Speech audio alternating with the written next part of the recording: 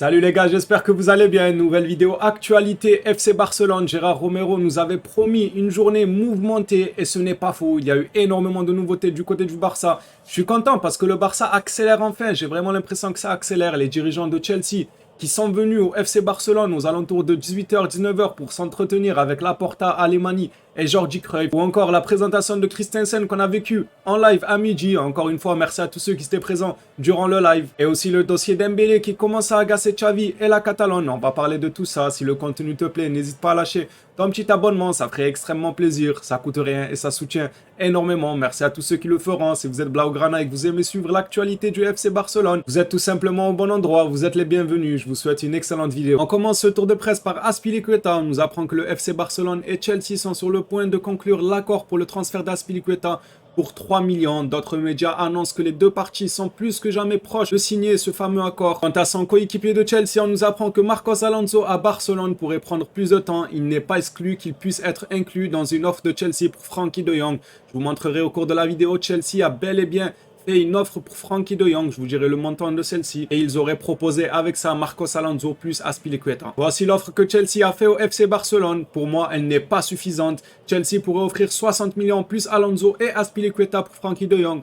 Dites-moi dans les commentaires, est-ce que cette offre vous suffit à vous ou bien vous jugez ça très faible? Moi, personnellement, je juge ça faible. Pourquoi pas 80, 85 millions, voire même 90 millions plus Azpilicueta et Marcos Alonso, parce que voilà, 60 millions plus Alonso et Azpilicueta, on sait qu'ils sont sur le départ depuis des mois maintenant du côté de Chelsea. Ils ne perdent pas grand-chose finalement Chelsea. En fait, ils vont payer 60 millions et ils vont donner deux joueurs limite indésirables vu qu'ils ne souhaitent pas continuer du côté de Chelsea. Je trouve qu'ils seraient super gagnants dans ce deal-là. J'espère que le Barça ne va pas accepter et vont demander minimum 80 millions et plus, pourquoi pas, Azpilicueta et Marcos Alonso. Ça, c'est assez sympathique. Encore un qui rêvait de porter la tenue du FC Barcelone. La lettre de Christensen en 2004 qui disait « Je rêve d'être footballeur professionnel et de jouer pour le FC Barcelone ». J'ai envie de lui dire bravo champion, il a réussi à atteindre son rêve. Il avait écrit cette lettre quand il était encore enfant. Le voilà maintenant qui porte le maillot du FC Barcelone. On peut bel et bien dire qu'il a réussi son rêve. De retour sur le dossier Dembélé, on apprend avec ce communiqué que l'avenir de Dembélé est à nouveau ouvert. Malgré le fait qu'il y ait quelques jours, il semblait que le joueur était sur le point de renouveler son contrat.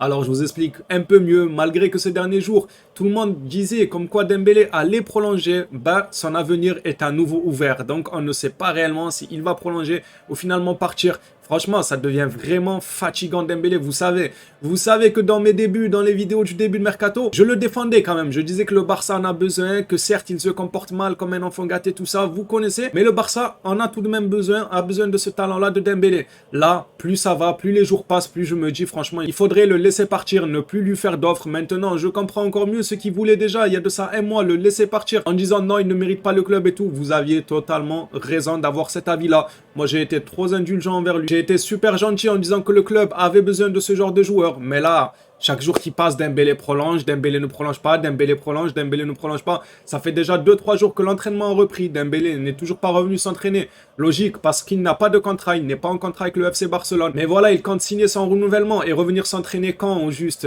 un mois après tout le monde? Non, il faut qu'il se reprenne en main et qu'il se décide. Mais en tout cas, moi personnellement, je vous l'ai dit, même s'il venait à prolonger, je serais content pour le club, pour le FC Barcelone, parce qu'ils auraient un joueur talentueux. Mais à mes yeux, il a perdu énormément de valeur. Je le verrai à tout jamais comme une princesse, comme quelqu'un qui est tout simplement un mercenaire qui n'aime pas le club, qui est là juste pour le contrat. Il en a pas grand chose à foutre du maillot du FC Barcelone. Et moi, ça me dérangera. Qu'il restera 2 ans, 3 ans, 4 ans. Tant mieux, s'il performe, tant mieux, s'il nous fait plaisir, tant mieux aussi, on dira. S'il fait des bons matchs, on sera les premiers à dire qu'il a fait un bon match, sans aucun souci. Mais dans nos têtes, on saura tous que ce gars-là est un mercenaire et que s'il a prolongé avec le Barça, c'est pas parce qu'il aime le club, mais tout simplement parce qu'il aime le contrat. Xavi, lui, de son côté, commence à être un peu du même avis et agacé de Dembélé. On apprend dans ce communiqué, Xavi priorise l'arrivée du Brésilien à Ousmane. Le Brésilien, donc, c'est Rafinha. Et c'est tant mieux, Dembélé, on lui laisse énormément de temps. Xavi lui-même commence à prioriser une arrivée de Rafinha. Une prolongation de Dembélé, c'est compréhensible. Au vu du comportement de Dembélé, c'est plus possible. Ça fait déjà des semaines qu'on attend son renouvellement, des mois même. C'est pas que des semaines, c'est des mois carrément. Il ne bouge pas, il ne fait rien dans ce sens, donc c'est normal que Xavi priorise l'arrivée du Brésilien Ousmane Dembélé. L'avenir de Dembélé est à nouveau en suspense, comme ce que je vous ai montré dans le communiqué d'avant. Quelques jours seulement après, il semblait que le joueur allait rester à Barcelone, et voilà que son avenir, il est encore une fois flou, alors que tout nous disait qu'il allait rester au FC Barcelone. Je ne comprends plus rien à cette affaire. Dembélé, il nous fatigue. S'il y a une chose dont j'ai hâte, c'est que ce dossier se termine. Même s'il venait à partir, aucun regret. Franchement, on lui souhaitera pas du mal. Comme d'habitude, on n'est pas aigri. qui réussissent ailleurs, il n'y a aucun souci, mais qui part. Il laisse le club tranquille, là c'est plus possible d'avoir un tel comportement. Enfin une bonne nouvelle du côté de Clément Lenglet, regardez-le moi avec le maillot de Tottenham, osez me dire que ça ne lui va pas. Ça lui va quand même le maillot de Tottenham.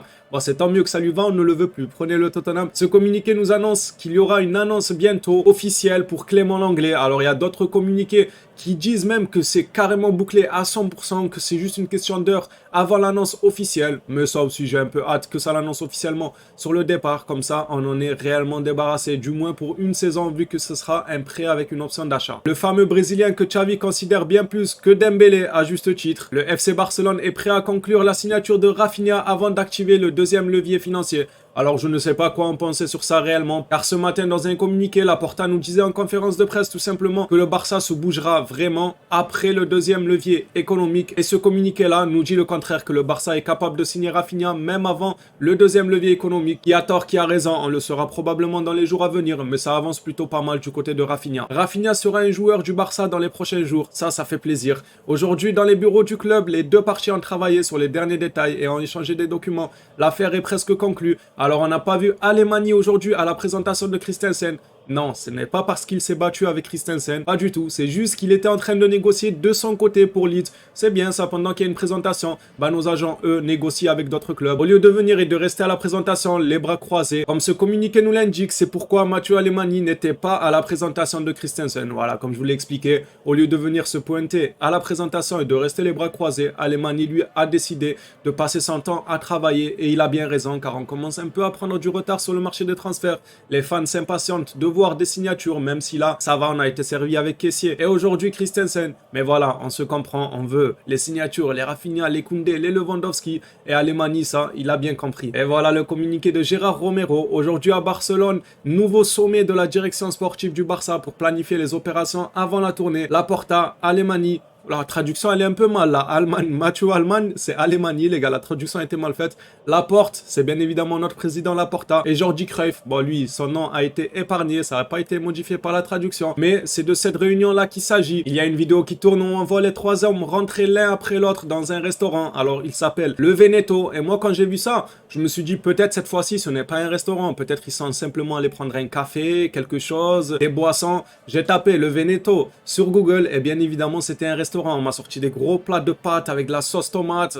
Laporta dose. Il faut doser, monsieur Laporta. Il faut y aller doucement. On a compris les rendez-vous tous les jours au restaurant. Ça va 2 minutes. Monsieur, vous avez un bureau. C'est fait pour les rendez-vous normalement. Après, s'il veut trouver un accord avec moi pour que j'aille tourner mes vidéos dans le bureau de Laporta, moi ça m'arrangerait. J'accepterais parce qu'apparemment son bureau ne lui sert à rien. Il préfère prendre des rendez-vous dans des restaurants. Monsieur Laporta, il s'agirait de doser. Voilà la fameuse image qui prouve que Laporta, Jordi Cruyff et Alemany sont bien ensemble et sont bien rentrés dans ce restaurant. Alors de base, c'est une vidéo que vous pouvez trouver, je pense, sur YouTube en tapant peut-être Gérard Romero Laporta. Peut-être que vous trouverez cette vidéo. Mais c'est une vidéo où on voit tout simplement, comme vous voyez à gauche, c'est Alemany qui rentre en premier. Ensuite, il y a Laporta qui arrive en deuxième. Et pour finir, Jordi Cruyff qui le rejoint en troisième. Le communiqué nous apprend que Mathieu Alemany et Laporta ont été dans le Via Veneto. Plein tournage de la vidéo, la nouvelle est tombée. Gérard Romero nous avait promis une journée mouvementée. Alors c'est vrai qu'elle est mouvementée, mais en même temps il avait annoncé qu'il allait avoir une bombe qui allait tomber, que ça allait changer le mercato du FC Barcelone. Moi je m'attendais vraiment à un Rafinha ou un Lewandowski. Et finalement c'est la direction de Chelsea qui a atterri au FC Barcelone. Alors franchement,